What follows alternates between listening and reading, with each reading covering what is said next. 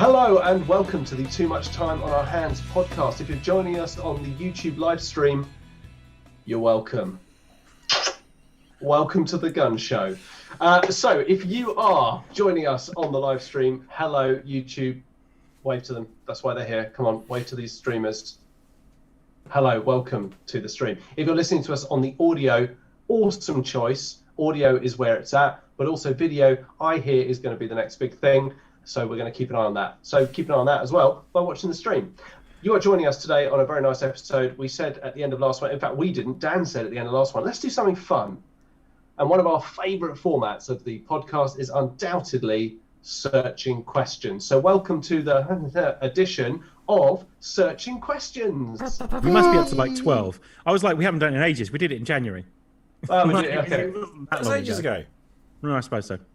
It was nearly half a year ago that we did a maybe. Searching Questions, man. It feels like it's just all melding into one time at the moment. It's moving at a very, very strange pace. It feels like, even though we only did 2 episodes of E3, it feels like that's what we did with the rest of the year. Yeah, that's what we've done since January. Yeah. E3 build-up. Yeah. So, yeah, look, quick introductions. Obviously, Russ, hello. Sup? Dan, hello. Hi. And I'm Tom, hello. We're going to be doing Searching Questions. I'm going to hand over to Dan for a very quick definition of what we mean by a searching question for all you new viewers and or listeners out there. I am yet to nail this, is what I've discovered. I am yet to nail an explanation of what searching questions are. So let's give this a go. Searching questions are the nagging pop culture questions you might have when you watch a TV show, film, TV or show. play a game. And it's just one of those things that you go, but in this situation, what would actually happen? So, previous searching questions we've had are the X-Men a cult? Are the trains in Thomas the Tank Engine being forced to work against their will by humans that have them chained to the tracks? Is Postman Pat a drug mule? Is Hogwarts an elitist institution? Do they hate John Tracy? Because, like, they keep him in a space station, so they must hate him, right? Who would be the most sensitive lover out of the Fellowship of the Ring? Of the Ring, yeah. That was the first ever searching question, I believe. Really? Yeah, that was the first one. I think it was, wasn't it? Yeah. Yeah. How much money does Scrooge McDuck have in his big vault? Yep. Is Mary Poppins a Time Did Lord? he make it from the slave trade? Yeah, cotton, Yeah, he guns, must and have done. slaves. Yeah. That kind of old money aristocracy. Yeah, it's not good, is it? He's not a Bitcoin millionaire, is he? Where do baby Transformers come from? Oh yeah, that was good. That lasted forever. But of course, the final proviso is that obviously anything we discuss and come to as a conclusion is fact. Even if there is an actual explanation prior to us discussing it, yes. No, that's how facts are generated, isn't it? We decide things, and then one of our minions goes and writes it on Wikipedia. Do you know what I would say though, Tom? It's really turned out nice in the end today, didn't it? The weather kind of like turned around at the end. And there's nothing I like more than to sit down with a glass of Coke with finest bamboo rum in it. Ah, bamboo. It's the choice of a new generation. It is. It's got, I believe, vanilla extract in it because it tastes quite vanilla-y. There's a bit of spice to it as well. I like a spicy rum. This is the one for me. Bamboo rum. Excellent. It's interesting you say that, actually, because I bought an Alexa Dot, an Amazon Alexa Dot today, if that's what it's called, an Echo Dot. And I'm just saying this for no reason other than Amazon, the brand with a smile. Amazon, the brand you can trust. The brand you can trust to pay their taxes on time. They are. I mean, there's more. Like when think we got away with society that. collapses, Amazon is going to be involved in some way. I'm not saying they're going to have directly caused it, but when there is the inevitable sort of inquiry into quite why we have reverted to pre-Bronze Age standards, Yeah. Amazon are going to be mentioned a lot. Yeah. Not sure exactly how, but they're going to be involved. Did you see the petition that was started, which was to not let Jeff Bezos come back to Earth? Which I quite liked. So basically, abandon him like the fifth Thunderbird. Yeah, have him out there whacking off with John Tracy. Yep. There we go. His thing can't actually get into properly into space, though, can it? No? It goes into sort of. It doesn't quite go into what is accepted as the definition of space. It's I suppose it's like anything's a dildo if you try hard enough. Anything's a spaceship if you try hard enough. Just give it a fucking go, Jeff. It literally can't. Just get into fucking I don't space. think it can get into a sustainable orbit. It goes up and it will come down again. You don't have any choice in the matter. Real shame. Real shame. Bless him. So He can basically, only nearly get to space. so basically, what he's made is a catapult. Oh, that would be the way to do it, wouldn't it? I mean, yeah, it's a fairly elaborate one, but Yeah. I mean, don't get me wrong. It does better than I can do. Yeah, Jeff Bezos does better than I can do. That's his slogan. Yeah, better than you. That's what the smile is, isn't it? Better than you. That's why I'm Everywhere. smiling. His ex-wife is rather remarkable, though. Just giving away billions of dollars, and mainly what she says about it is chastising the media for making it all about her rather than the organisations and the people that it will be helping. Yeah, that is quite remarkable, actually. That is Yeah. amazing. She was married to such a prick, really, isn't it? Anyway. Yes, I'm sure the billions and billions of pounds and dollars didn't Yeah. have anything to do with it at all. That's the Dennis Pennis thing with Debbie McGee, wasn't it? What was it? First attracted you to multi-millionaire Paul Daniels. Yeah, multi-millionaire magician Paul Daniels. Yeah. Right. Bless her. Right. Shall we start? Yeah, let's.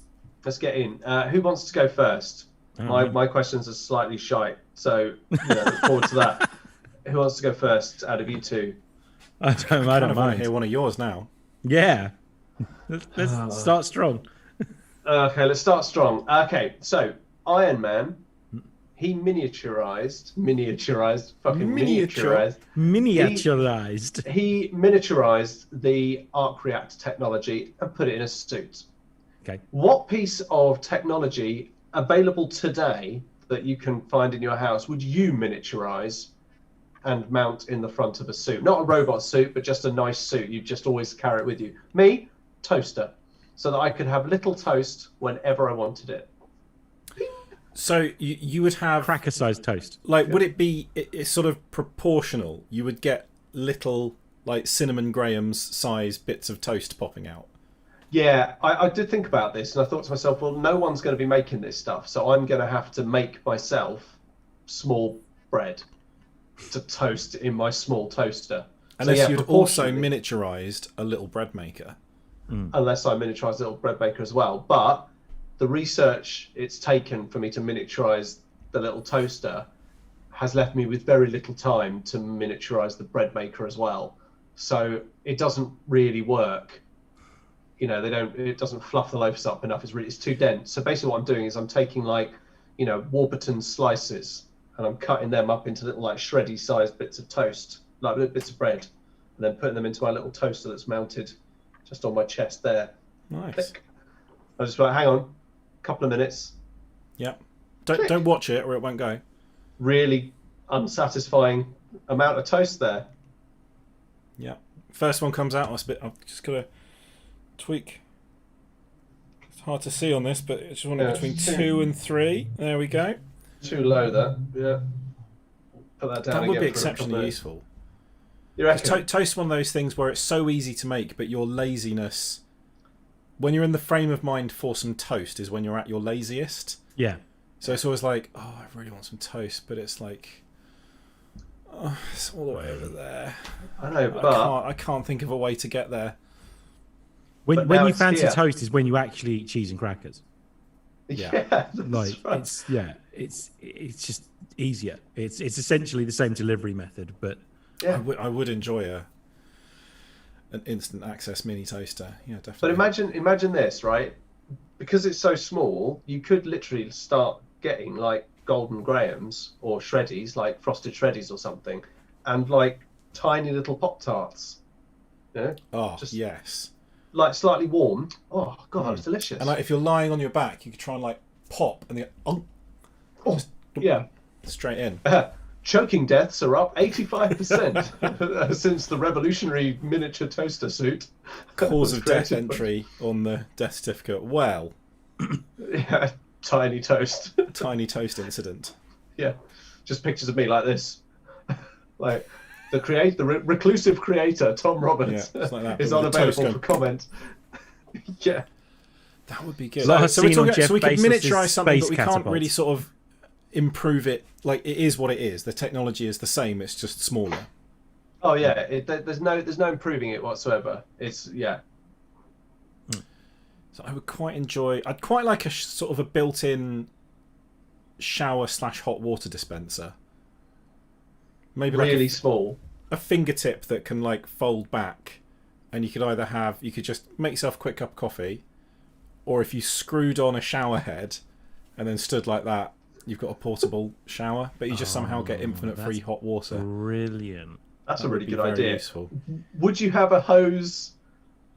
Are you like one of those, sort of like electric showers, the ones that heat the water, like superheat it as it's going through the internals?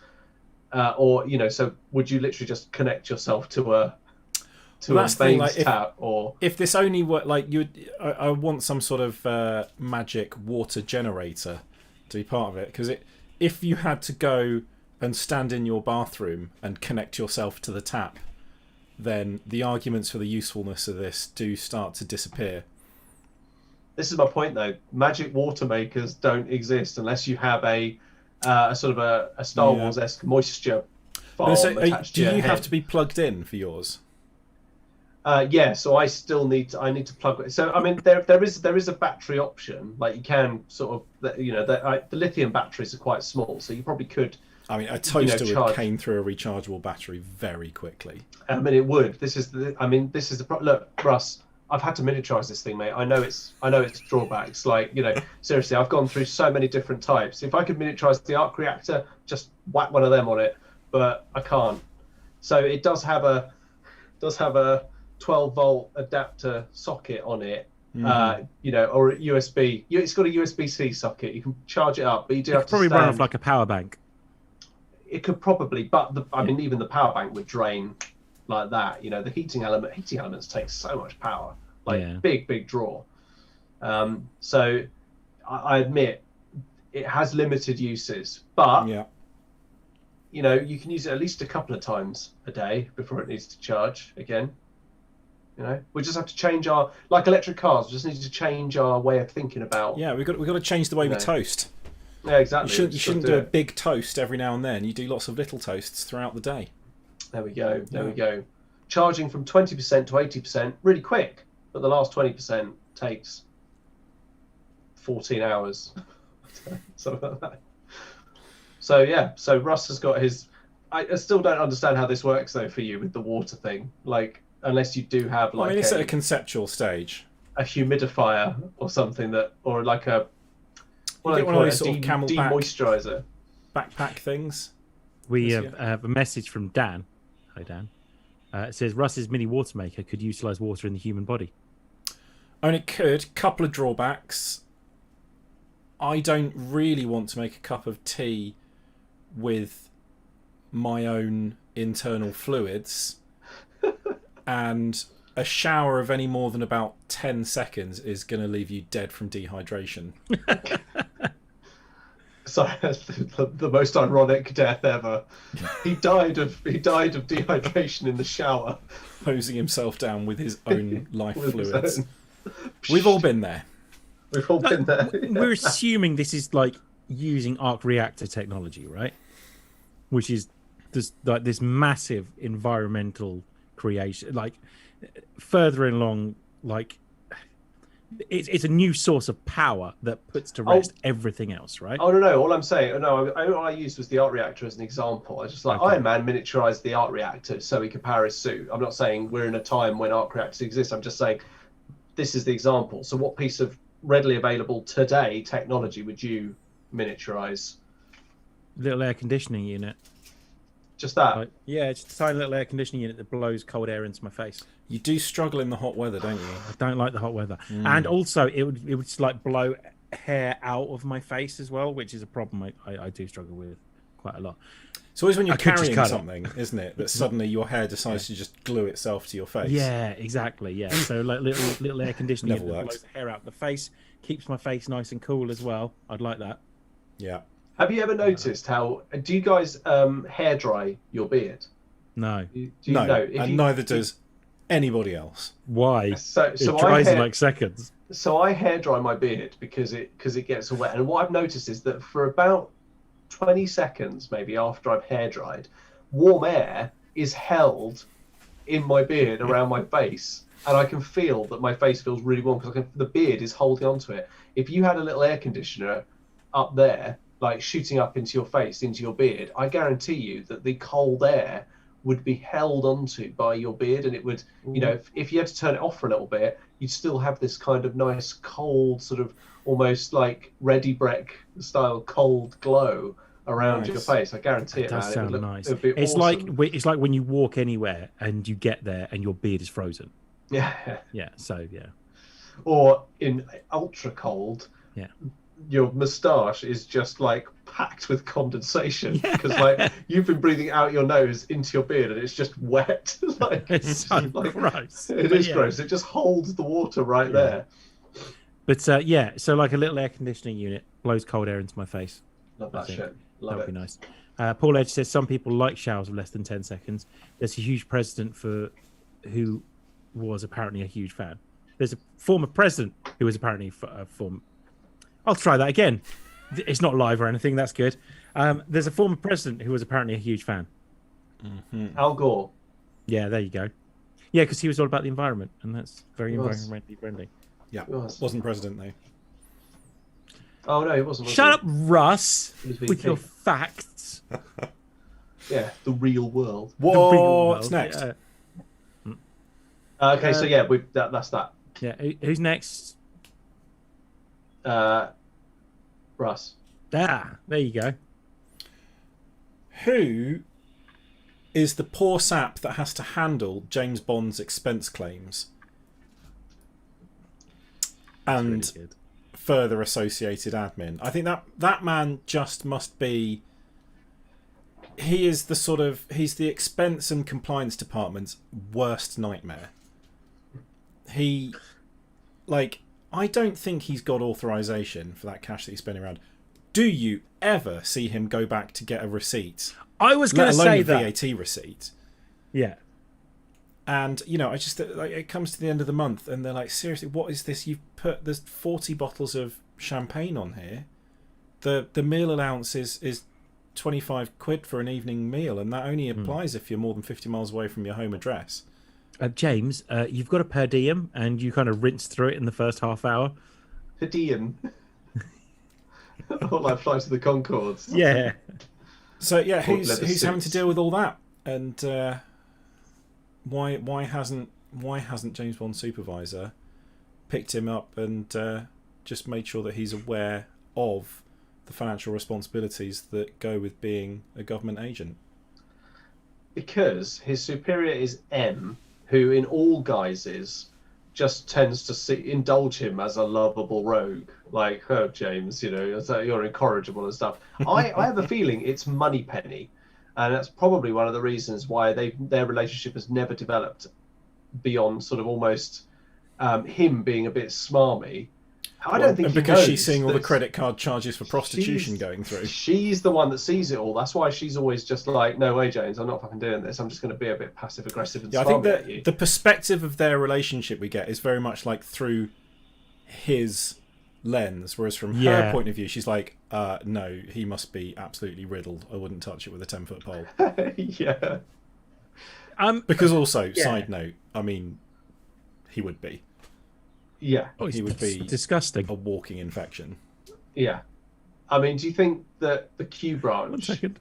has to deal with all sorts of like medicine advances? Like they've literally had to hire pharmacists and chemists because they need something to help James, because everyone keeps saying, oh no, we need to keep him in the field, and he can't do it if he's got a drippy, Yeah. So How much penicillin can you shoot into one man's penis? Yeah. yeah, exactly. Basically they created sort of like a penicillin bug bomb that every now and then they just They put just him into a hotel fumigate room. Yeah. It's all gone. Yes, he's off on another training retreat. Yeah. Oh, that's a really good one, man. Like the collateral damage alone. Like, well, we've got to rebuild half of Venice. So most agents just take a Ford Focus. Actually, James, that was actually you need a an UNESCO Aston World Martin? Heritage site that you drove that motorbike through. yeah. I mean, this dude. I mean, in Casino Royale, in like the most recent films, he does destroy a large section of Venice. I mean, huge. Yeah, he collapses a building, doesn't he? And then at the beginning of it, he destroys a building site, wrecks 2 massive cranes, doesn't he? I mean, how much is that going to cost? It's going to cost at least 1 royal yacht. Let's be honest. This is why the government. The Queen. He's doing it for the Queen, but she would not have that. This is why the government does this every now and then, isn't it? Yeah. They sort of go, "Oh, we were going to build 2 of these Prince Charles class aircraft carriers, but actually, Prince of Wales, aren't they? Prince of Wales class carriers." Because no one wants to be on the same boat as the nonce. Yeah. Yeah, we've only got 1 now. So we've got 1. The other one, like the other $70 billion or whatever it is, has been used to rebuild some poor third world country that James Guess Bond Andrew really had to destroyed on his way slum it through. in a mansion instead. Yeah. Yeah, fucking hell. Yeah, it's terrible, isn't it? Really. At least they got to wheel that boat out the other week in Cornwall. Yeah, but they probably literally had to. It was probably being pulled along by crabs, wasn't it? Like tied to chains on the ocean floor. I think, as far as I understand, as a vessel, it's perfectly capable. We just don't have any aircraft that can land on it or take off from it, do we? No, because I think the new F-35 Lightning, is that right? The new F-35, I don't think is carrier borne. Because it's not VTOL, it needs a proper runway, doesn't it? I can't remember the exact details, but there's a whole bunch of vacillating and mind changing, and we don't really have anything. So I think we're just going to invite other countries to land on it. Yeah, come on down. It's the British party boat. Yeah, the complete opposite of what we wanted from Brexit. Like it's just whatever. Anyway, so James Bond. His expense claims must be an absolute nightmare. Just the general paper trail that man must leave in the course of his day-to-day work.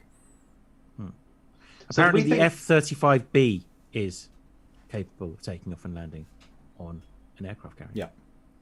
Nice. Well, then we don't actually have any of them, do we? Thank you, Paul. Maybe when they get pressed into service properly. Yeah. My dad was one of the people on the board who pushed for it to be called the Lightning. I think it's Lightning 2. I think it was. Is that right? F-35 UK. Professional fighter aircraft namer. He wasn't pushing for Planey McPlaneface then, no? No, he wasn't. No. Yeah, so they called it the Lightning because we had a fighter jet way back in the RAF called the Lightning, and it was a nice way to sort of almost commemorate that. Yeah, no, my dad isn't an aircraft namer, but he has stuff.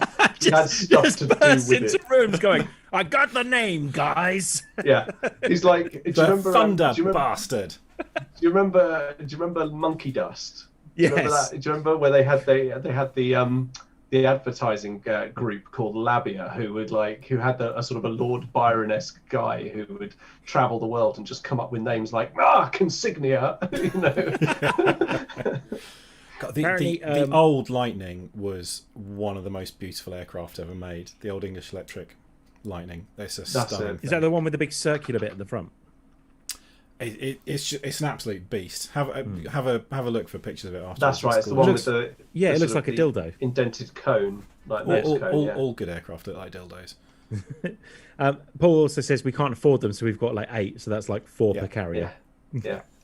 It's not a lot. It's some. We've got some. Yeah. Well, that's the state of the British Air Force's. Yeah, and it's probably James Bond's fault apparently for because he keeps causing so many insurance claims. Yeah.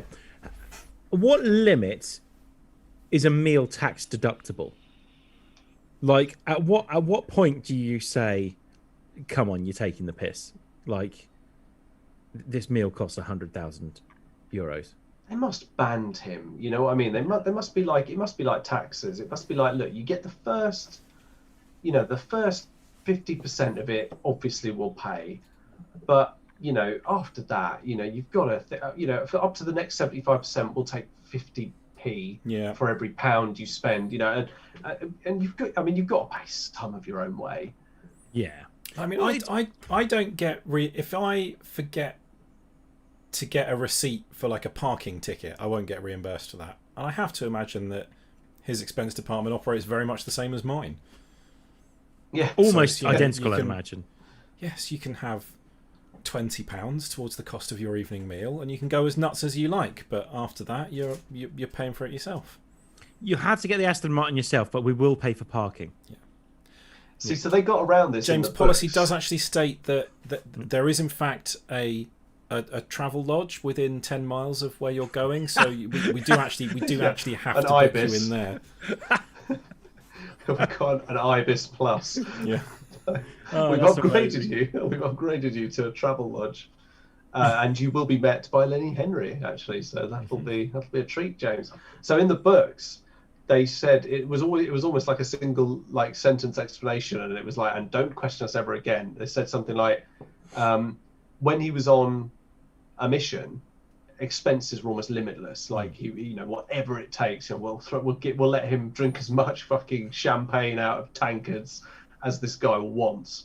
But then, funnily enough, when it described James Bond's eating habits, when he was at home, like, not on a mission and just a salaried government agent, he would eat very plainly. So apparently his salary wasn't probably enough. Because Yeah, he I think would there's literally a just thing- fried salmon and scrambled eggs, and that's That's the all thing, he would like live one on. of the like when the Russians are talking about him, they're like he doesn't get paid very much. We don't understand why he does this. Like he doesn't. His salary is actually quite low. Because when he goes out on missions, they're literally just like, whatever you need. Yeah. Like you're going to be like, these are the most dangerous missions that we can ever send anyone on. I mean, the very least we could do is put like a, the budget appropriations hearings after these things must be ridiculous. So for this mission, we're going to apportion, £25 million to stop. What are you going to be doing with that? anger, Mainly gambling. mainly gambling, and drinking weak vodka martinis. Because when you shake it, it cracks the ice and dilutes it. Whereas if you just stir it, which is what he did in the books, it, keeps the alcohol content. Paul says Dom Perignon 55 in a pint mug as ordered, sir. Yeah.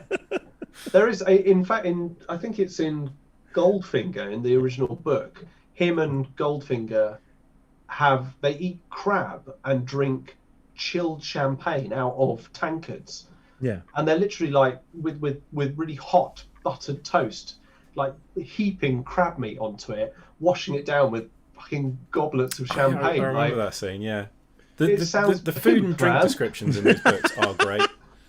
Yeah, it is. And also, what's brilliant, there's a website devoted to all of the food and drink that James Bond drank. So you can find all of these amazing cocktails that no one drinks anymore because they're just almost lethal.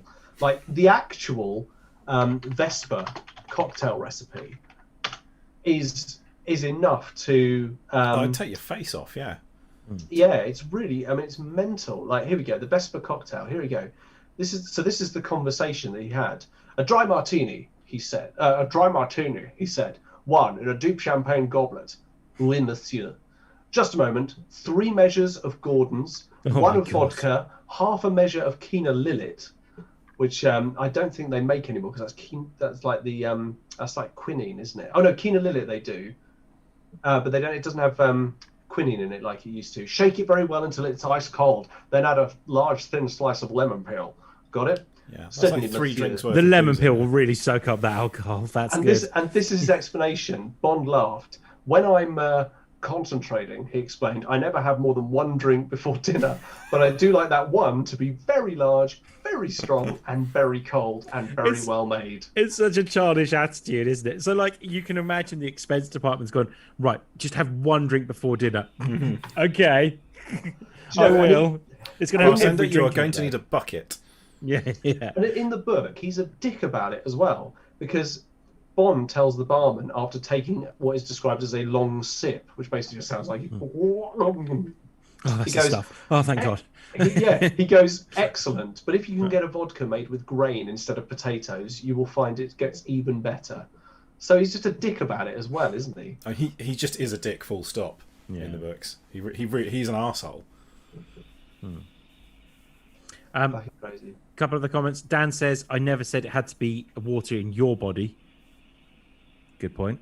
True. Although that seems to be just some sort of tube stuck into somebody else. It's starting to sound more and more impractical. I think I might not have made a very good decision there. He also says the irony that a man with a license to kill should have to worry about work expenses allowances. Well, someone's got Absolutely to worry fucking about that. should. It's a responsibility that everybody has. All of our jobs are important. Some people are out there defending democracy and laying their life on the line, and some of us are compiling TPS reports. And everyone, who's to say which is more valuable? Did you remember to put the cover sheet on the TPS reports? Because Did you get the memo? Did you get the memo? Did you not get the memo? we're putting cover sheets on I'll all send of you. our I'll send the memo. TPS. I'll send you the memo. I just love the fact that his second boss just kind of like when he goes, "Oh yeah, I got the memo," he just goes, "Haha, excellent. I'll send you another one." Oh, Okay, God, I love yeah. Office Space. I haven't watched that film for a while. I should- Hey Peter, what's happening? A while is like 6 months in regard to Office Space, isn't it? It's like one of those Yeah. films you just want to continually watch. It's, over it's, and one- over again. it's a film that I never really watched the whole way through because you always Yeah. sort of see it and you go, "Oh, Office Space," and then you will watch the rest of it, no matter what. Yeah. One of my favourite moments is right at the beginning when he has his hypnotherapy, and he goes, so every day you meet me, that's the worst day of my life, and the hypnotherapist is just like, wow, that's messed up. That's up there with. Has anyone in your work, Lawrence, say, "Sounds like you got a case of the Mondays"? Nah. I do believe you get your ass kicked if you said something like that in my line of work. Yeah, I love it's like the what would you do if you had $1 million? I tell you what I'd do, Peter. I'd do 2 chicks at the same time. Like, well, that's it. Yeah, man, I've always wanted to do that. Plus, I think if I had $1 million, I could hook that up. Because chicks dig dudes with money. It's like not all chicks. Yeah, but the kind of chicks that would go 2s up on a guy like me. Good point. Oh God, we did a whole Anyway. podcast on Office Space. If you want to hear us just endlessly quote Office Space for an hour, nobody wants it's that. on there somewhere. Nobody No wants one wants that. We wanted that. That We was want the it only though. issue. We would do. Yes. Okay, cool. So someone out there is worrying about James's expense accounts Yeah. and is having an awful time about it and clearly doesn't get paid enough to do it and probably is sitting there with backdated expenses and reports worrying how the hell they're going to, how the Queen is going to sneak something into her speech about something they're going to spend money on, but they never will because they have to cover the expenses that James Bond has run up in his last mission. Yeah. Travesty. And that's the British government at work there, ladies. That's your, ladies and gentlemen, that's your tax pounds. Don't get me started on the At British work. government today. My turn. Go for it. Okay. Oh, yes. The Ghostbusters. Yeah. It doesn't seem financially viable as a privately run company. Would it not be better if they were bought out by the government and became a publicly run company? Like the expenses for Ghostbusters. Yeah. We're talking about expenses for James Bond. Expenses for Ghostbusters are insane. Each of them has a nuclear accelerator on the back. Unlicensed. Unlicensed nuclear accelerator on the back. They could probably get the licenses if they became a publicly run company. Do you know we should nationalise the Ghostbusters? We should I'm British saying that, rail yeah. them. Yeah, 100%. I think that's the only way to do it. Like, they are not making any money off this. Like, at no point do they have much money. Like, they save the city. Like, they need, like, an apocalypse-style event to happen for them to even slightly more than break even.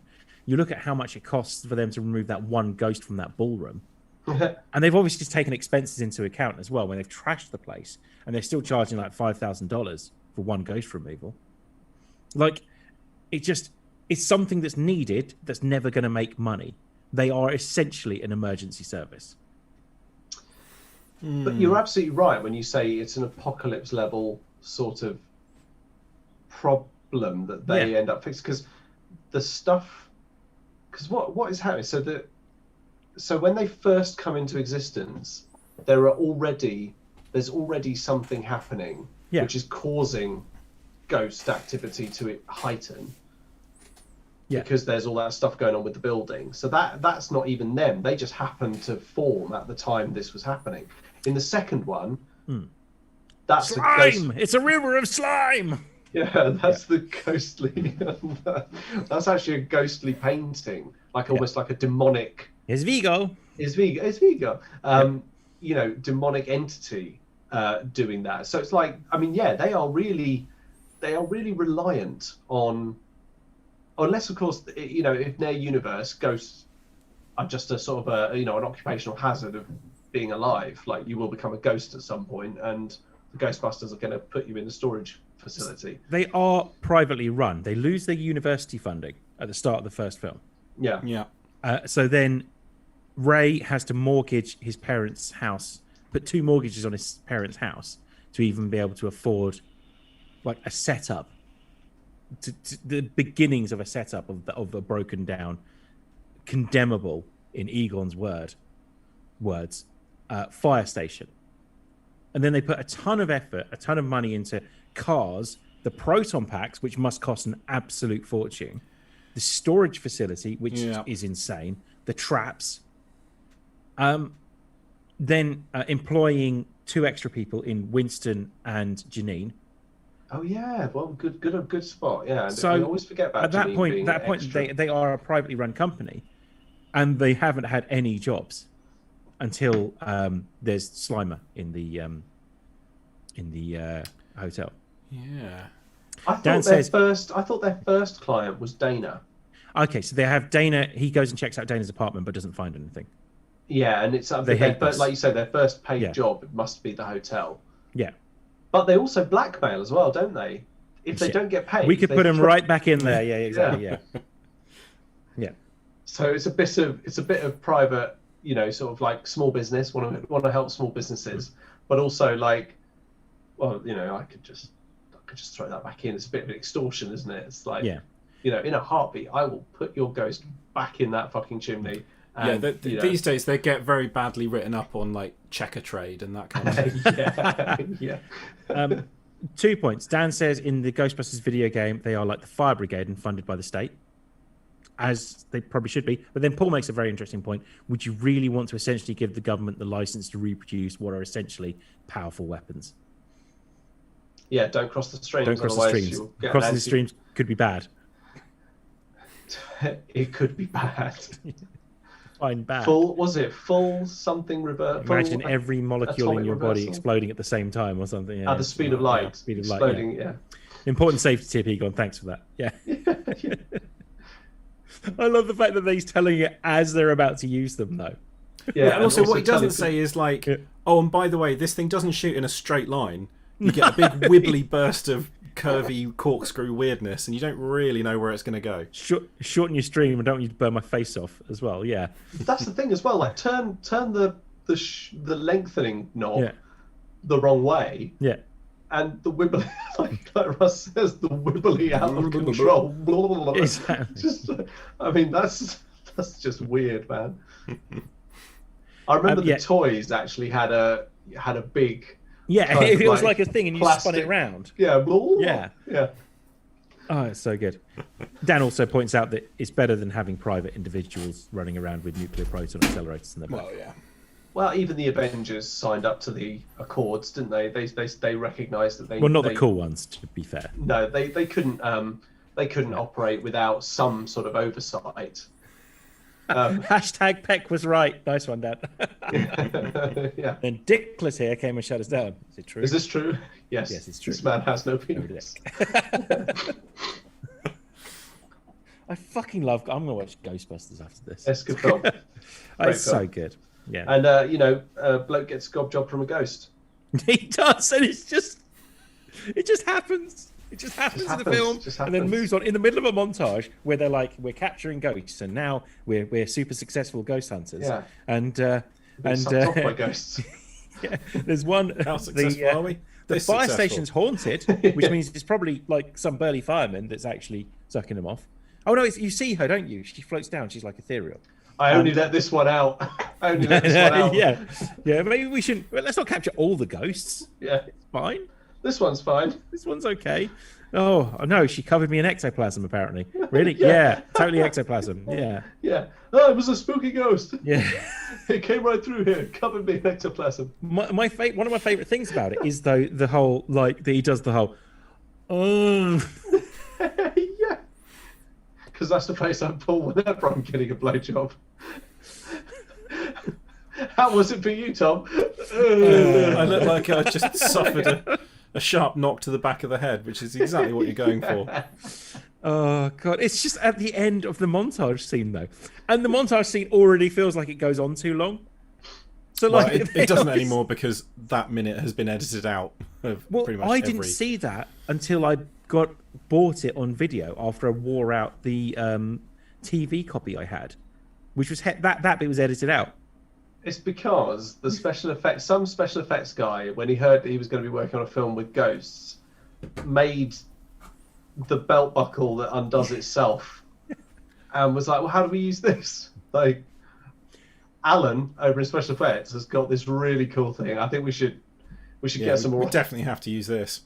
We won't use this. Let's just film it and then we'll come up with context for it later. We can always edit it out standard. on TV.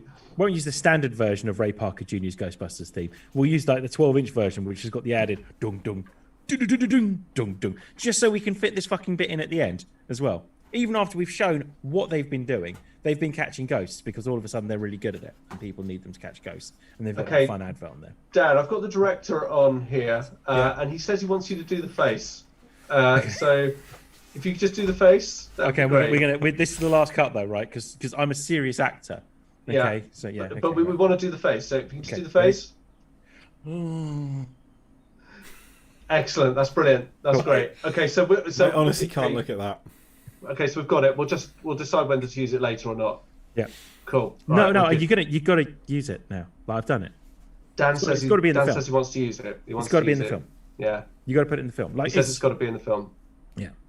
Yeah. Yeah. This kid's film. Harold Ramey's shaking his head. Not so keen. Dan Aykroyd very keen. I'm not in. No, he's not in. All right, we've got to this kid's film, and it is a kid's film because it's a PG. This is definitely a kid's film, right? It's got some scary points in it, but it's got a ghost blowjob in it. It's got swearing in it. It's got talking about men having no dicks. It's got it's just not a kid's film, but it is a kid's film. I used to love Ghostbusters when I was a kid. I used to like the animated series a lot. The real Ghostbusters. Yeah. It was good as well, yeah. Yeah, that was good. Cool. That's what they based all the toys on, wasn't it? This cartoon more than the... the toys were amazing. Toys were so much great. With the little clips on the back for the proton. I always wanted one of the life-size proton packs. Always wanted one of those. Friend. Do you? Oh, you lucky bastard. Not anymore, because actually life-size, when you realise when you're an adult, is actually quite tiny. Yeah. Like it's not that big. It's about as big as my tiny toaster now, isn't it? Yeah, exactly. Yeah, you can get adult-sized proton packs though. I might get one. My wife doesn't need to know. If you're watching, Jolie, stop watching. Talk about porn. Yeah, talking about porn. Talking about Call of Duty. Yeah. Anyway, what's next? You. Oh shit. So that's another shit question then. Okay. Okay, this is one for us, and I think we'll enjoy this one. And it is a bit shit because it's not necessarily a searching question, but it's one that I think all of us would like to answer. And I don't want to be the first one to answer this because I think Russ might want to jump in here. Okay, so here we go. You appear on Red Dwarf. What's the first thing you do? On Red Dwarf. Oh man. So we're talking like post drive plate failure. Nobody's around. Nobody's around. And Lister and the Cat and Crichton and Rimmer, they might be around, but you may not necessarily be with them, but you can go and do whatever you like. I think I want to talk to Holly first, I think. And what would you ask? Oh, I don't know, because he's pretty fucking useless by that point, isn't he? Totally useless. Yeah. So maybe just have a chat with Holly, and then go and find one of the snack dispensers, like the food dispensers, and ask it for the fish of the day. Nice. Fish. Nice. Dan, what would you do, man? Oh, that was going to be my answer. Then Russ stole it. I would tune. Today's fish is trout a la creme. I would, yeah. Enjoy your meal. Fish. I would tune Lister's guitar. Oh, Yeah, nice. 'cause Yeah. it's badly in need of a tune, isn't it? Yeah, 100%. Yeah. If I'm going to be there for a while, it's going to need tuning. Like every time he goes to bed, I'm going to tune his guitar. So yeah. And other than that, I would fuck around with the Scutters as well. Just in around with general. the Scutters. Not fuck the Scutters. Let's get that thing. Let's get that clear straight Quite away. difficult, I'd imagine. It's like It's like three little fingers. It's like two fingers and a thumb, isn't it? It's like that. This sounds quite uncomfortable, really, doesn't it? It could give you the emu. They're just that great where they flip off Rimmer, don't they, as he's walking out the room. Yeah. Yeah. I'd see what I could get away with doing with the Scutters. Not now. Once again, it sounds like I'm going to fuck them, doesn't it? No, Yeah. It does. I mean, Dan, if that's what you want, that's fine. You do you. Oh, fine. I'd fuck a Scutter. So I I never love that. quite got with Red Dwarf is why in this ship that had a crew of like 10,000 and they're the only people left, why do they still stay sharing a bunk? Because they secretly really like each other's company. I know. Sorry, I answered seriously, didn't I? But like they could move into like the officers' quarters or something. yeah, You know, they're They Stay do there. later, don't they? They in the fourth series, I think they move from Rimmer and Lister's old bunk into that larger sort of. I think it is an officers' quarters, isn't it? Like, or just a slightly larger dormitory. Yeah, I mean, their bunk does change sort of series by series anyway. isn't it Yeah. because Rimmer's ardently sticking to the rules as well? I imagine, he would say like, no, this is the assigned. You have to stay in your assigned quarters. Yeah, Yada yada yada. exactly. That's my thinking, anyway. It's interesting because I sort of toyed with it. I'd either like to go to the bar that Lister, Peterson, and the rest of the guys, Yeah. regularly get pissed up in. Drinking But then drinking booze out of like matte grey cans. That always seemed quite appealing for some reason. and all their cigarette packets are matte grey, and everything like that's But, like, issued that's is how matte grey. that's like you get whiskey in a can as well. Yeah. And that's- Whiskey in a can's fun, though, in the- right? Peterson drinks cans of self-heating sake that you peel the. It makes it sound like a tuna tin that you sort of rip the top off and. I think I would. So it would either be going to that bar, or it would be going to one of the elevators, and basically, shut your eyes, press one of the thousands of buttons that are apparently in those elevators, and just going anywhere, wherever the fuck it takes me, or straight down to one of the hangars and jump into a Starbug and go for a. That was round my the- first thought. Yeah, because they're shown to be pretty durable. Those Starbucks, and they talk about how tough they are. Yeah, like they never Crashed land more them properly. times than a Commodore 64.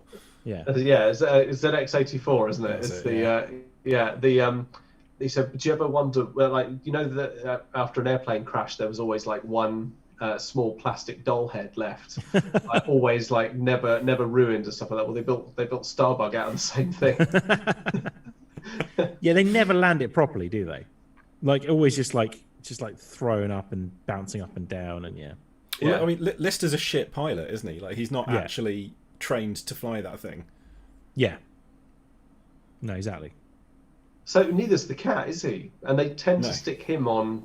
Like Lister tends to sort of occupy the co-pilot seat, doesn't he? And Yeah, Lister and the cat do the flying, don't they? When they're in Starbug. God damn it! I want to go to Blue Alert.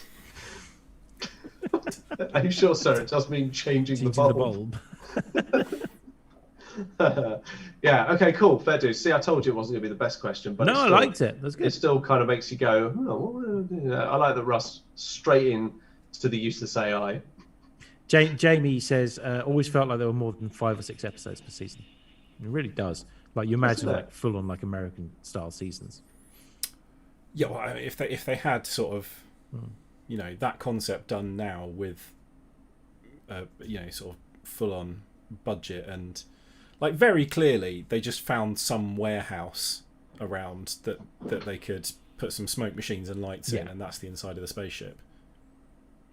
Here's the question: would you? Because obviously, whenever you join the crew of Red Dwarf, your brain is scanned so that you can come back as a hologram. Should you die, and should you be considered worth bringing back as a hologram? Would you raise yourself as a hologram?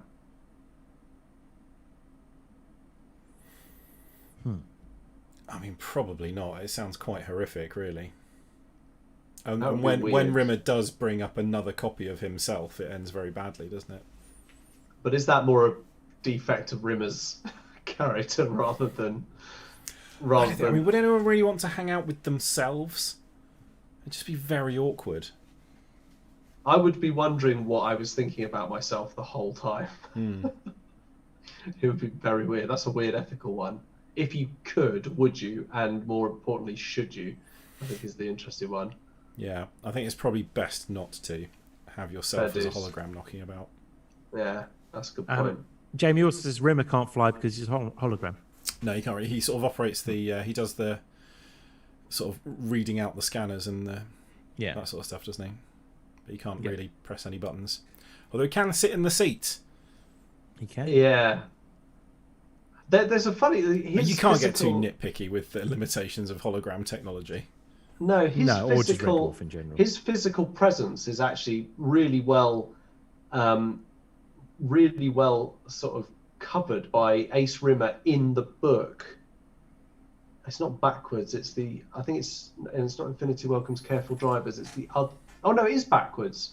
In the book, backwards, because Ace Rimmer comes through, doesn't he? And says that actually, he says to Rimmer, you need to get this ore miner moving so that we can start digging Starbug out of wherever it is. And Rimmer goes, well, I can't press anything. And he's like, but you're a hologram. You've got a light bee.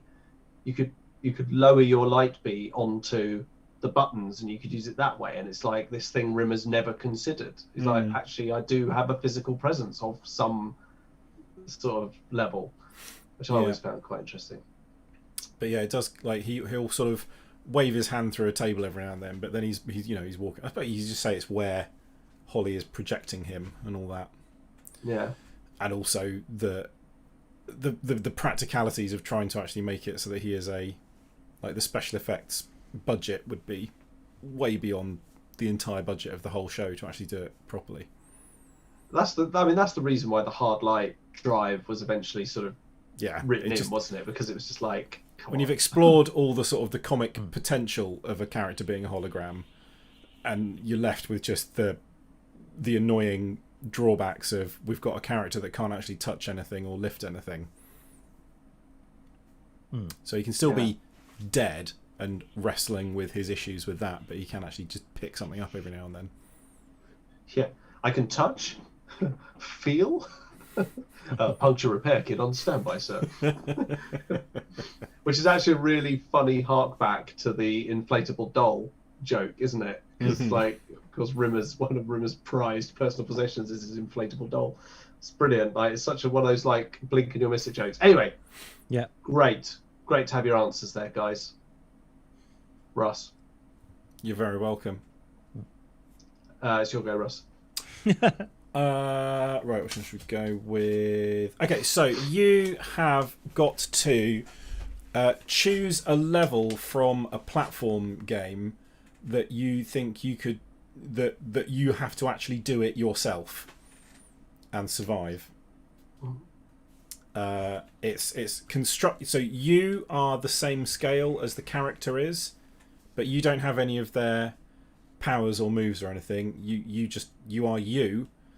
And you have to get through this level. Is there I'm thinking probably a platforming game like level that you think you could get through? Or like a sort of a bit in a game where you have to platform. Yeah. I think you can't come up with a game where it's like, there's a bit where you just sit at a desk for 5 minutes. I could do that. because I'm thinking like Mirror's Edge, which is like based on parkour.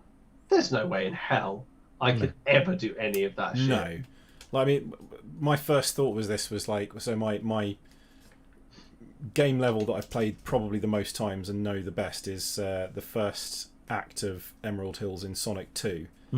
But like, there's no way I could do that. No, you go upside down at one point. I'd get a third of the way up that loop and then just sort of pathetically slide back down. That's not happening. Oh, I might steal Dan's on this one. So, for starters, there's a lot of talk about Rimmer being hard light. He does become hard light, as we just mentioned. Jamie says, don't choose a Metroid game. Dan chose Thomas Was Alone.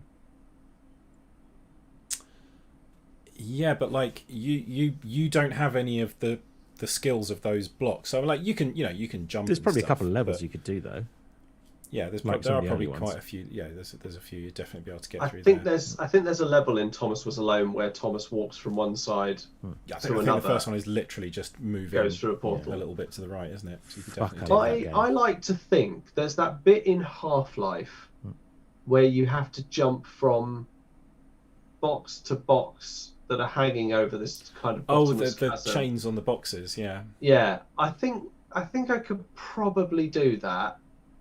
To be honest, that is with Half-Life's like view and the controls and everything for platforming. That is probably easier to do in real life because also you have to get on a ladder, which has a 75% chance of killing you in Half-Life. Valve have just never been able to work out ladders. No. Like they can't get it right. Like you either just kind of rub yourself against them and get up to the top and fall off, or in Half-Life 2 you actually attach yourself to the ladder, climb up the ladder, and then have to detach yourself at the top. It's getting down them as well. You're like, right, I'm going to walk towards this edge quite slowly. There's a ladder there, and he just goes boola and throws himself off. Yeah. Come on, Gordon, you've got a PhD. First level of Inside. The first chunk of it. So you think you just get through that forest being shot at and mauled by dogs? Yep. But I think I stand more chance of that than most platformers. Like, I think there's actually a reasonable chance I could do that. Yeah. Whereas I think most platformers, no chance. I think probably the first level of Mario, I think I could probably do. That's a lot of jumping up on, like if you think to scale, right? So imagine Mario's like 5'8", yeah? And some of the things that he jumps on are probably 20, 25 foot, 30 foot in the air. Motherfucker can jump. Yeah, that's true. If all platform characters can jump like 3 or 4 times their own height, exactly. Can't they? Yeah. I'm trying to think. Is there anything in Skyrim that requires a bit of platforming? I don't think you could really call Skyrim a platformer. No, probably not. Probably you have to discount Half-Life on the same rules. Limbo sprung to mind, but at the same time, I don't want to go anywhere near that fucking spider. So yeah, also like you get something wrong in Limbo, you don't just get a little prick from a spike or something. You are insta-deaded. Yeah, often eviscerated. Yeah, yeah. I think most of them be very like anything like like Tomb Raider or Prince of Persia or anything like that. You'd last moments. Yeah, Yoshi level in Super Mario. Jamie says. Mm-hmm. Oh, that's interesting. What about? So, do you guys remember Flashback? Oh, yes. Yeah, that was the first thing that came to mind. Flashback in Another World. Yeah, so because Another World. The movement in that is actually remotely realistic. Yeah, I think you could be absolutely blown away by the animation in that. Flashback was amazing. Yeah, Flashback was good. The second game, Fade to Black. Yeah, which was the sort of one of the early 3D sort of games that used actual polygons, was an interesting, if not entirely unfair game. It was so fucking hard, really, really unfair. But yeah, I think Flashback. I think the first levels in the jungle, maybe one of the first levels I could probably do, but still, some of those jumps, man. Yeah, I think the likelihood there's a lot of me dying, pulling yourself up. Exactly. And like that's basically not physically possible, isn't it? To pull yourself up onto a ledge if there's no wall there, you just can't do it. What about in Far Cry 3 where you have to climb towers and things like that? I'm not familiar with this one. So potentially you could climb some of those towers. I mean, anything Assassin's Creed is out. You just walk up that wall. Pardon? Just walk up that side of that church. Where are we meeting Steve? On that gargoyle. Why? Yeah. That's where Steve said he'd be. Like, if we're doing, this is horrible, but if we're doing levels of like FPSs or whatever, then the no Russian level of Call of Duty Modern Warfare 2, I could probably do. You could probably do. You'd be scarred for life. Yeah. Oh yeah. And actually, also, no matter what you do get shot in the head at the end. Yeah. Yeah, I could do it to the same level. I could do that to the same level as the others. Yeah. Wow. Paul says jumping on a bounce pad or any sort of equivalent would presumably shatter your shin bones. Yeah. Yeah. Like one of those Sonic, like one the of those red ones, hidden especially. springs in Sonic. You walk on the wrong thing and you just get fired at 400 miles an hour into the nearest wall. Yeah. You'd probably get to the top of the loop, but you'd be smeared. The trick is you have to do that thing where your legs go in a perfect circle. Yeah. And what you do is you bend over and then and fire yourself around. We've been practicing, Russ. So go magic Russ legs. Yeah, forward rolls. Yeah, all the way around. You'll be fine. Remember, everyone at school was convinced that like the more you stayed in that sort of spinny thing, the faster you go, and people would do it like for like 10 minutes and then fire off. And I think basically once you press the button 2 or 3 times, that was as fast. I remember as I completed the first level of Sonic in 12 seconds once. Nice. Because I saw someone on TV do it, and I was like, I could do that. Did you know what? I think all of the underwater Mario levels, fuck those right off. All the underwater Sonic levels as well. Oh my god! I've never completed Sonic 1 because of the Labyrinth Zone. Labyrinth is awful. Yeah. Yeah, fuck that shit. I don't want to see that hedgehog drown again. It's just so like, when the timer comes up as well. I don't need that in my life. Yeah, I start panicking. Yeah. I think you just drowned a hedgehog, you dick. Yeah, is that the point of the game? Depends what mood I'm in. I like to think that Doom, the first level of Doom, the original first level of Doom, I could do. I mean, there are literally people trying to kill you with shotguns there. Oh, and I don't have any of the power. Oh, okay. No. You are literally just you. So if you do not know how to operate a firearm and aim it effectively while you're being shot at, then you don't magically know that in this. Oh, I don't know how to do that.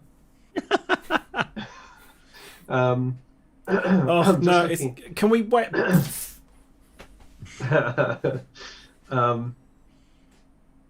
I mean, I think that the obvious answer is to make yourself an incredibly easy level in something like what's it called? That Little Big Planet or something like that.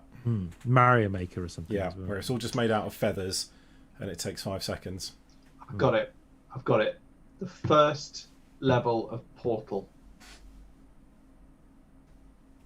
Because there's no drops, there's no nothing. Until you get to the crazy drops and catapults and things, you'd be fine in Portal, wouldn't you? Yeah, Portal, you'd be right. Great answer. But the whole of what became of Edith Finch.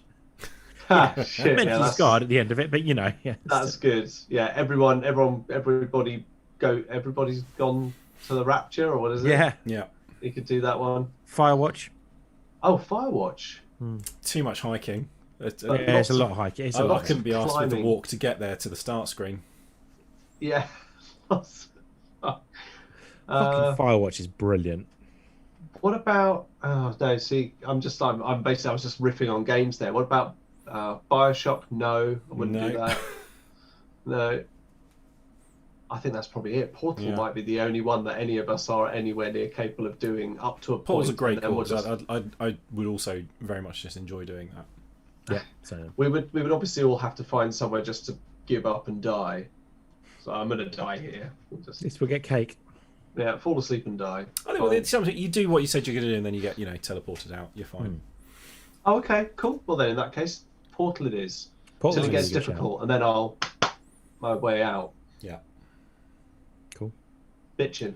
One more. Cool. Do you want my last one? One more. Go for it. Okay, you are accidentally slipped the Limitless drug from the movie Limitless. Yeah. Tomorrow, how does your day go? So what, it just Without makes you limits. sort of amazing at everything, doesn't it? Yeah. You don't know you've taken it as well. I mean, there's no way of predicting how it goes. Okay, well, how would an average day go all of a sudden if everything just went right? So it's not like I'm going to wake up and immediately sort of corner the crypto market or something. No. You're doing what you would normally do, but you are limitless about it. Yeah, basically. Well, we'd get out of the house and onto the nursery run in fucking time for the first time ever. So that Yep. you know, just getting out the house without at any point somebody yelling "shoes now" would be quite good. Yeah. Yeah. I think I could clear my morning emails while having a poo, because usually I can't do both of that while having a poo It's in the morning. multitasking, isn't it? Don't do multitasking. Oh my god! And it would be an amazing poo. Like Oh, it wouldn't be brilliant. like a. Limitless. I swear I needed this poo, and I've been sitting down for 10 minutes kind of poo. It'd be limitless. It would be the one poo you ever took in your life where you were absolutely confident that you'd pooed everything that was ready to be pooed out. Yeah. Out. Yep. You know, And it would be like- without limits. It's like there's a Play-Doh piston sponger thing pushing everything through. No, not a trace left. nothing. Absolutely cleaned out. Wake up, have a poo. It's a no flusher from Paul Edge. Yeah. Yeah, it's a no wiper. It's like you wipe Yeah. nothing, no residue. Teflon. Yeah, that's a good start. Yeah, Just and straight you're doing down. that while clearing your emails. Brilliant. So when I get into work, I the wash first out my coffee of the first coffee of the day isn't, encumbered by any nagging doubts of, oh, fucking, I really shouldn't be having this coffee here. I should be clearing my emails. Don't worry about that. no traffic on the way in. Because Hit every green light. yeah, Yeah. I know exactly which route is going to be the most efficient that morning. Mm-hmm. Take all the shortcuts. Yeah. Get into work. As you say, you've already cleared your emails.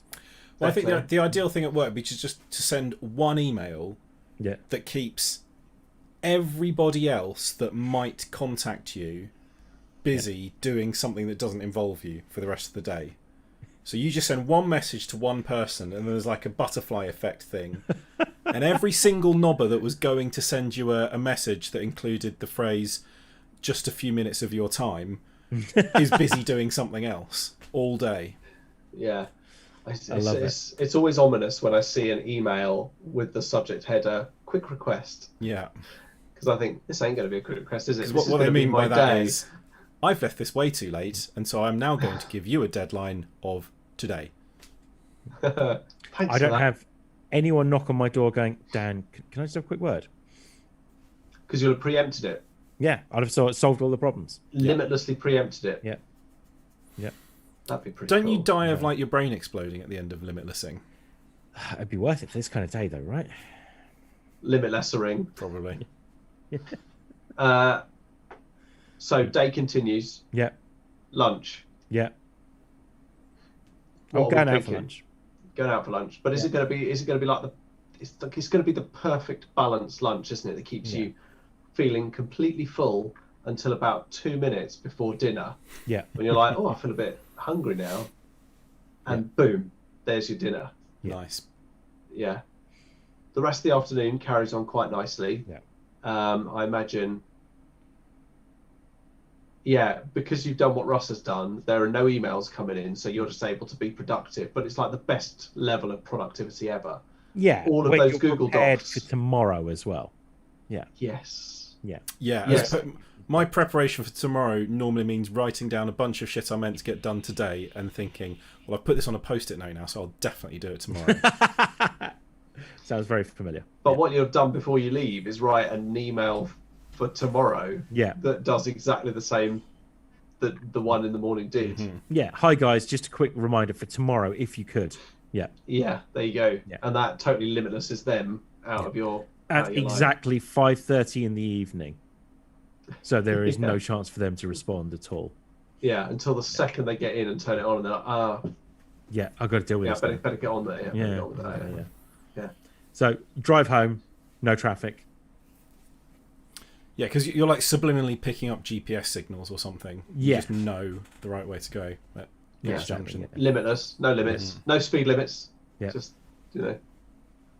Yeah, And then, taking the exact route home.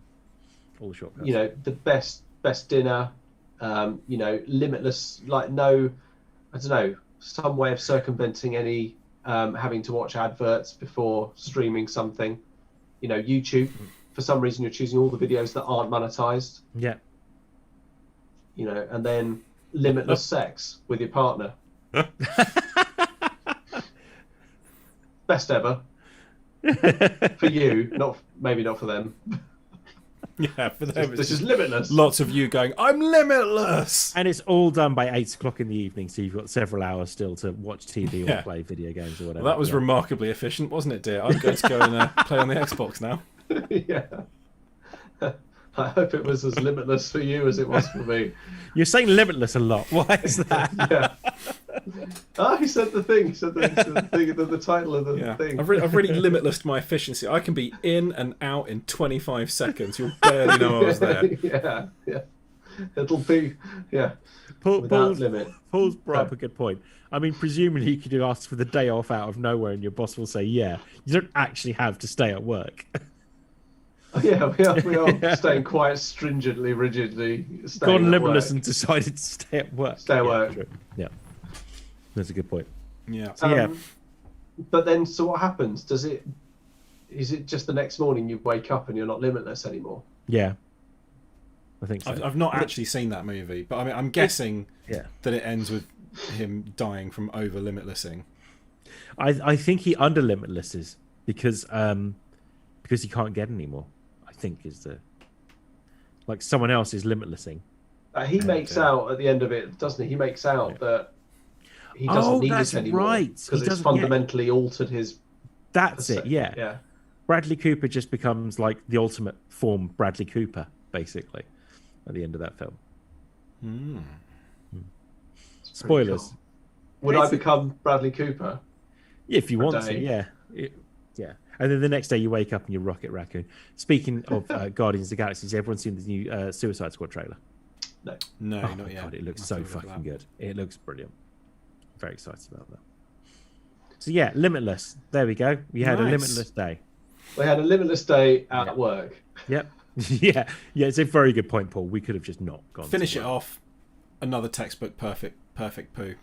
work. Right at the end of Yes, the day. at the end Just of to the leave day. yourself out. Yeah. Just the in this case maybe literal cherry on the top. Yeah. It's the perfect size. A couple of hours before, you're like, hang on, just gonna swallow this glacé cherry whole. You'll find out why later. Yeah. If my calculations are correct, this will be the last out. Yeah. And then later on you can be like, call back. Yeah. Oh, very I good. think that's as good a place as any to stop, right? Very, very good. Well, there we go. There's 6. Oh, I'm sorry. I've just realised someone actually did send me some. We should read them out. Should we do some quick fires? Yeah, let's do it. This is from John Turner. He made some very good ones here, actually, as well. Okay, so Toy Story. What happened to Woody in the past that brought on the amnesia that made him forget who he is? Also, why do all toys from the Buzz Lightyear cinematic universe suffer with the same issue of accepting they are toys? I know Forky suffered with this too, but he was originally a utensil, so this is maybe a bit more understandable. Yeah, it must be something specific to buzzes because they all believe that they are. Yeah, And like including it Zurg. doesn't seem to be suggested anywhere that that's like a thing that all toys go through. No. Because you don't really see anyone else getting like unboxed, do you? See, Okay, you have to believe that at some point there is kind of some form of creator for the toys, right? Yeah, Mattel. There you go. And that they are programming these toys to believe what they want them to believe. It's B&M, isn't it? The company that's the in company Wally, that's isn't in it? Wally. Yeah. So But maybe by and it's- large, B&M is the discount home Yeah, store. it's a real company. B&M's what Woolworths wishes it could have Yeah. been. Oh man, B&M are nailing it. Yeah. But yeah, that is the thing about like, do they? But then like, because Jesse was, it's not like they forget their lives when an owner gives them up because he remembers Andy after he gives him to Bonnie, and Jesse remembers her owner. But yeah, because he's been around since like the 40s, hasn't he? Yeah. So why does he not remember anything pre-Andy? Could be old age. Could be a I traumatic don't think it's ever experience. mentioned. Like he's not like. It's never sort of made clear how Andy got Woody, is it? You don't know. Is it where possible that came Woody from. spent his whole time in like almost like stasis? Oh no, in hang his on. I think box? I've read something about this. I'm sure there's he used to belong to Andy's dad who died. I think it's one of those like fan theories along the lines of like Elsa's parents die on the way to Rapunzel's wedding or whatever the fuck it is that ties all the Disney universe together. and that they're both But there is dead a fairly in Greece. like compelling thing. So like his father was also called Andy. So and that's who wrote on the bottom of Woody's shoe. Wow, that's heartbreaking. Doesn't explain Buzz Lightyear though. No. I think that they Programming. are specifically programmed. But they're not like It- they are not AIs, are they? They're not No. programmed in that sense. They're programmed in the sense that they've got a little single purpose chip in them with some voice recordings. Yeah, but they surely have some kind of deity that they worship that probably made them who they But they're are. like, you can't program a Mr. Potato Head. No, That's the point. that's a good point. Maybe the thing with Buzz is the clash between his electronic programming and this mysterious toy deity has led to some sort of confusion in his little tiny toy mind. I love it. I think this might be one that we have to. It's a bit deep for us, really. And I we like can't- it. Yeah. No, this We is can't great. get any poo jokes into it, so you've really misunderstood what we're here for. No, I like it, but I think that I think there is like a conflict between the programming. Like this is the next evolution of toy, where they believe they are these things. Yeah. So Buzz Lightyear is relatively new. So Yeah. he also asks, not really a searching question, but who's more passive aggressive? Tom about the live stream or Nintendo about motion controls? Very good. Very good. I think it's very close. I think it's pretty neck and neck, really, isn't it?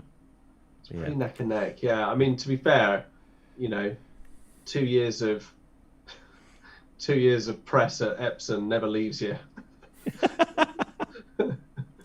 Yeah, which is why Nintendo's motion controls are. Yeah, exactly. I was trying to do one of those Breath of the Wild shrines where you have to. There's like you've got to tilt the thing to tip the table, and literally the only way I could do it is by lying on my back and having the thing upside down. Yeah. It just did not fucking work. But there's no non-motion control alternative to doing it. It's because most people don't hold their. They don't. Most people. I mean, I don't play my Switch down like that. I hold the Switch up like that. So it's never just like it's never like something you tip. Also, around. they don't take into account the fact that, like, with the hand controls, fine, yeah, you can tilt it around. But if you've got a Switch Lite, when you turn it, the screen turns as well. So as soon as you've moved it more than about 45 degrees, you can't see it anymore, which obviously was not taken into account. Yeah, I do remember like wishing that those shrines would be over They are very almost annoying. as soon as I started playing them. The motion controls are just a pain in the ass. Mario Odyssey does that as well. There's this cool flip that you need to do, but you need to flick the controller to do it. And it's like, no one's playing. I'm never gonna no do matter that how one. hard you try, no one's playing their Switch docked into the TV. Docked. Yeah, docked. Dan says, is the inside of the Mako lined with Teflon to make it easier to clean up the sick? Now that's- presumably Can you like imagine the like, brains and things from crashing it around. Like, I'd love to see like an onboard camera as they're zooming around that one of the planets. Just all of them just flying around this ship. It's like I've always liked the idea that it's just filled to bursting point with packing peanuts. Everyone's just holding it. I would love it if every time you jumped out the Mako there was a little puff of packing peanuts. I say, And like a squeak. on to As Mass you Effect make 2, your and way I'm, back into I'm it, not yeah. missing. I'm not missing the Mako. Yeah, Joker's like, Shepard, I could land you next to where you're going. No. 75 miles away on the other side of a mountain, and I'm taking the car. Yeah. Are you sure the car is shit? No. Yeah. Yeah. It'll give us Excellent. time to have a fub and or rub before we get to where we're going. Yeah, an in-car fub rub. Yes. Nice. Yeah. Excellent. We should do one. That's Okay, it. let's do Yeah. one. Thank you very much for watching us on the stream. If you're watching us on the stream, this wave is for you. And you can see it because you're watching on the stream. Dan, wave at them. That's why they're here. They want to wave. Nice. It Not looked at like all you had a creepy. tiny little hand then. Just a tiny little puppet hand. It's perspective. And also, if you were listening to us on whatever service you were listening to us, iTunes, Spotify, SoundCloud, whatever, thank you very much for listening to us as well. I'm having fun, guys. Next time, use your eyes, have a watch of the stream. It's worth it. Trust me. And I'm not being passive aggressive there. I'm actually being quite forthcoming. We're going to be back next week with another podcast. We'll let you know, obviously, on our social media feeds, what that's all about. And if you do want to hit up our social media feeds and ask us any other searching questions that we could easily tack on to the end of next week's podcast, just for a little bit of quick fire stuff, hit us up on Facebook, Instagram, or Twitter using the handle @TMTOOH. And don't forget that there is in our Instagram bio the link to our Discord server where you can join some conversations that are always going on.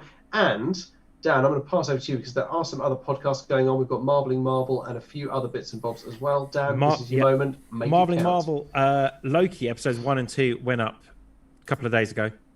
Episode 3's happened now. A good chance I might end up recording it tomorrow, which is nice. So, yeah, that should be up by the end of the week.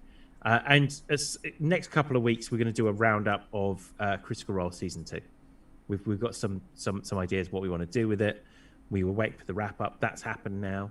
Also, the Vox Machina versus Mighty 9 episodes happened.